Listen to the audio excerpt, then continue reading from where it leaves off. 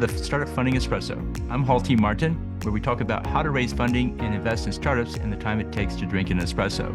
If you have a question about startup funding or investing, please go to the website, startupfundingespresso.com, and type in your question into the chat bot in the lower right corner to receive an answer. I hope you enjoy this episode. Hello, this is Hall T. Martin with the Startup Funding Espresso, your daily shot at startup funding and investing.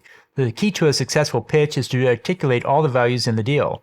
This doesn't mean explaining how the product works in great detail. This also doesn't mean spending half your allotted pitch time trying to convince the audience that diabetes is a problem.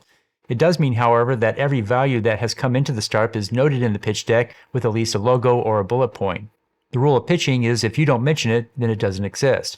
Here's a list to consider adding to the pitch deck. All funding sources to date, including angels, angel groups, grants, VC funds, and more.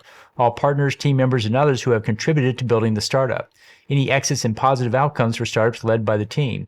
All customers who have bought the product were given feedback. Include a logo for each one somewhere in the pitch deck. Investors look for evidence that investors, customers, and partners are supporting you.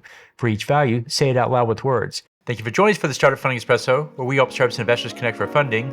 Let's go start us into today. Hall T. Martin is the director of Investor Connect, which is a 501c3 nonprofit dedicated to the education of investors for early stage funding. All opinions expressed by Hall and podcast guests are solely their own opinions and do not reflect the opinion of Investor Connect. This podcast is for informational purposes only and should not be relied upon as a basis for investment decisions.